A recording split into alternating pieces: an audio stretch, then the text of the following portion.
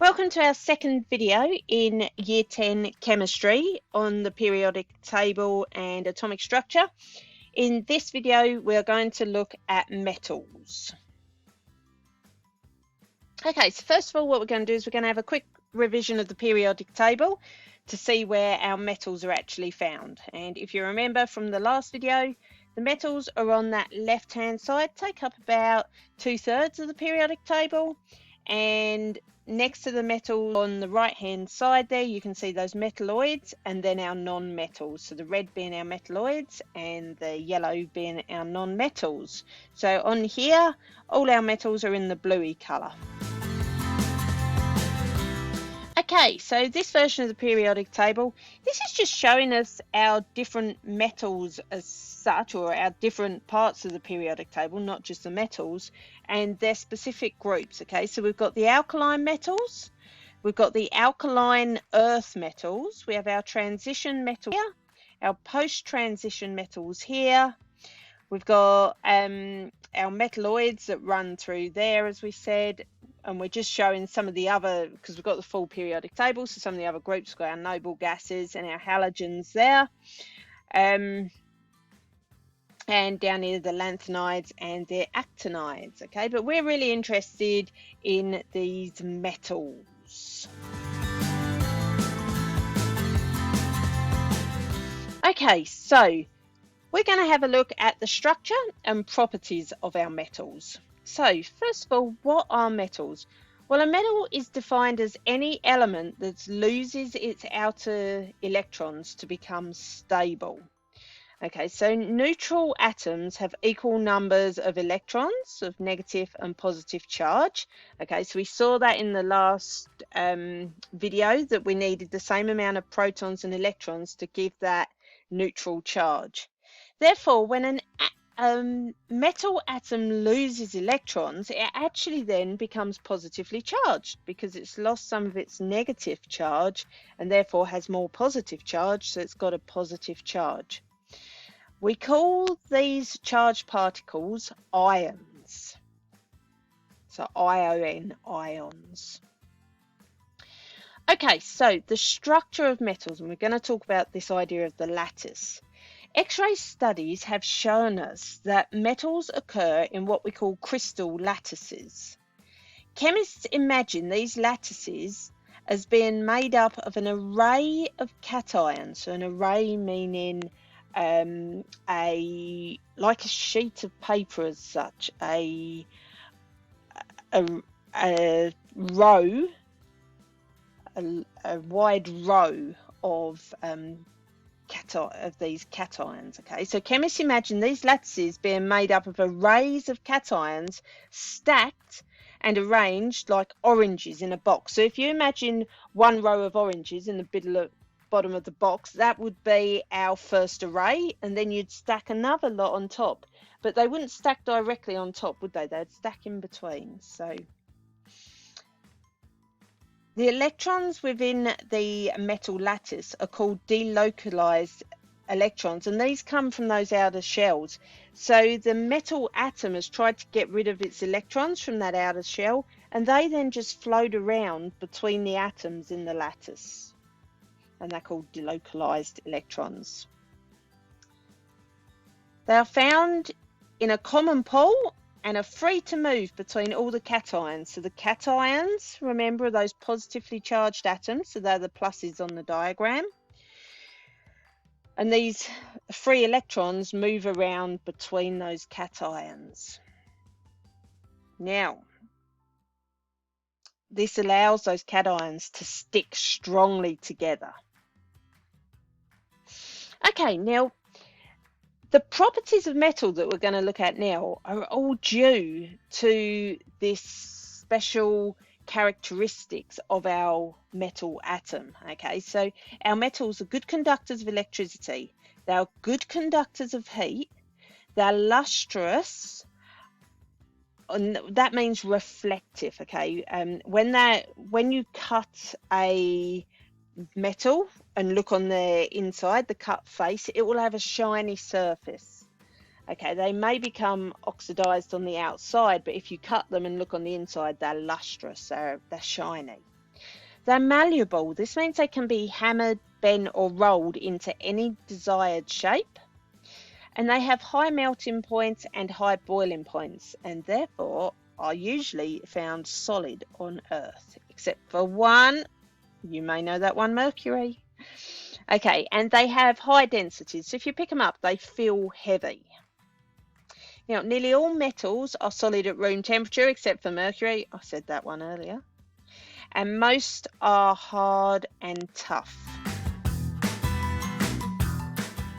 Okay, now if we think of these properties that we've talked about and then think of that in terms of its structure, okay, so for example, the property that metals conduct electricity in their solid state, this is because they have these charged particles that are free to move, okay, so those electrons are free to move, and this is how electricity can be conducted through a metal. Metals are malleable and ductile.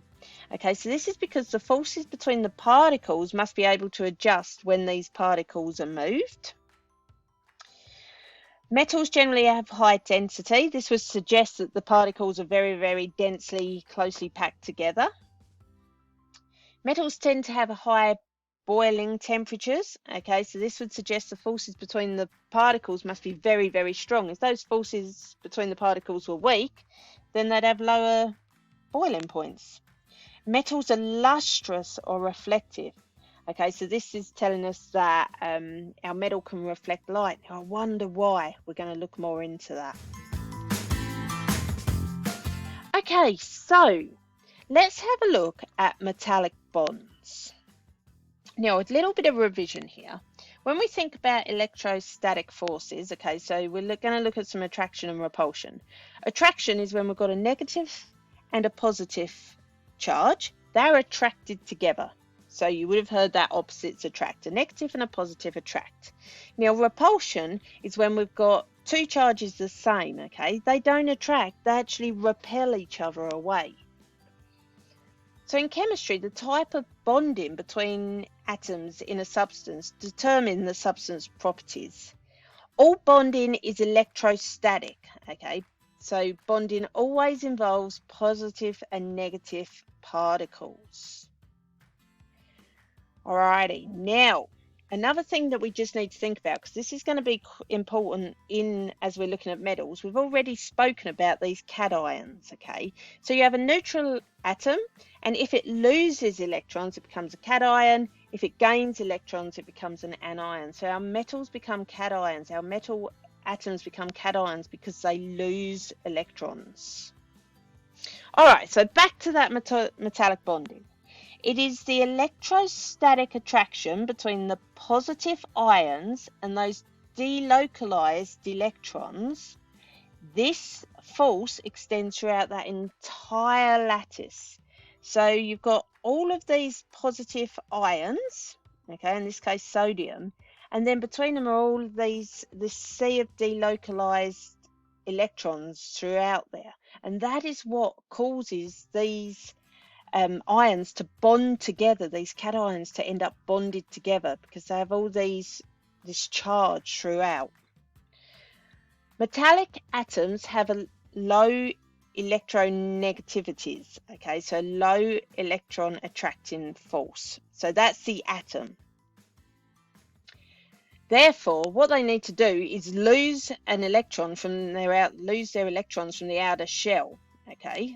So if we look at sodium here, all right, it's got a low electron negativity, okay, so a low force attracting that one electron to the center.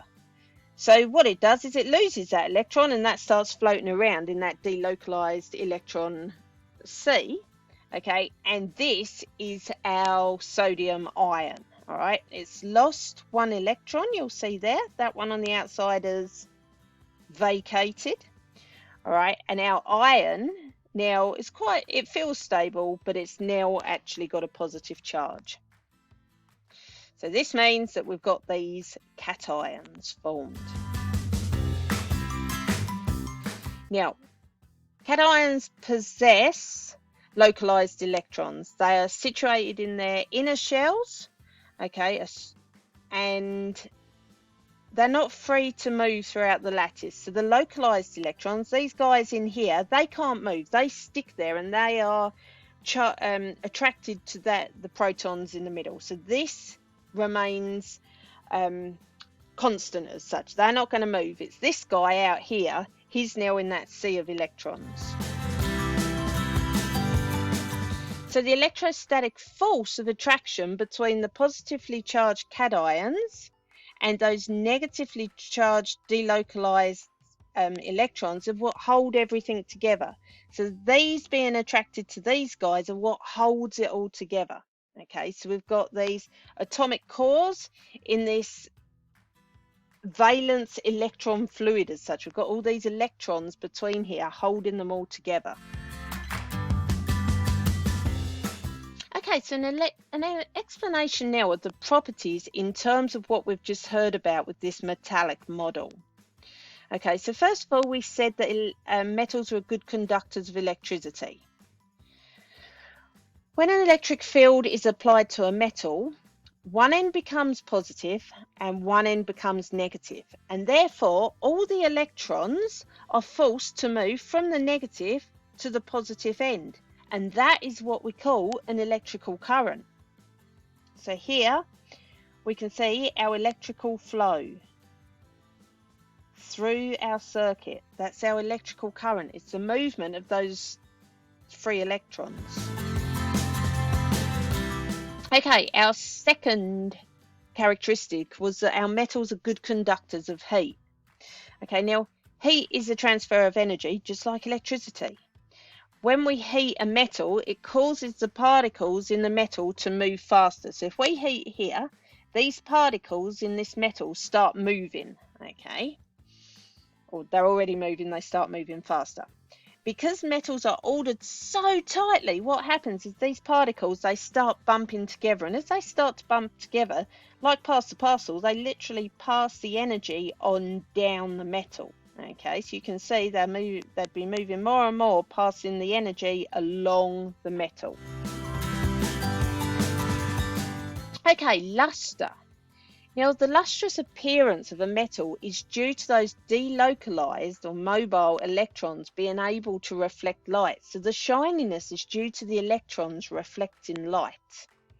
Okay, so here we can see the light rays coming in to hit the surface of the metal, and it's being reflected off by the electrons.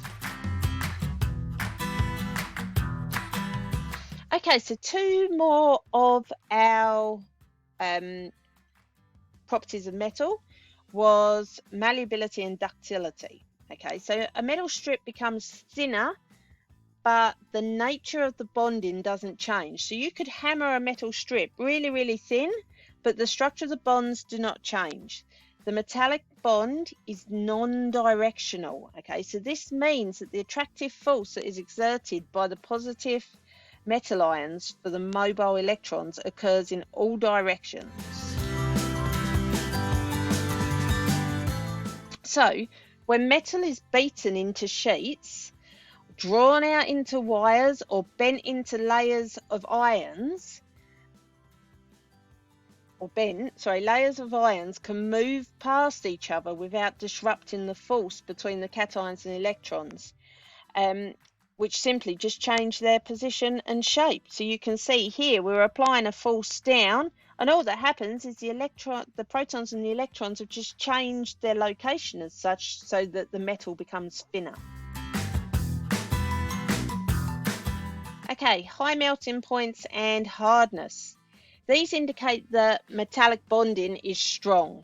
These properties increase with an increase in the number of electrons in the outer shell, because of the greater attractive force between the cations and electrons. Okay, and the high density metallic lattices are very closely packed and therefore very dense. Okay, so what are the limitations of this metallic bonding model? The model does not allow for the following to be explained: the range of temperatures and densities of metal, magnetic properties of some metals such as iron, and the differences in electrical conductivity between metals. So those series that we just heard about don't explain for these things. So why do these things occur? There's something for you to find out.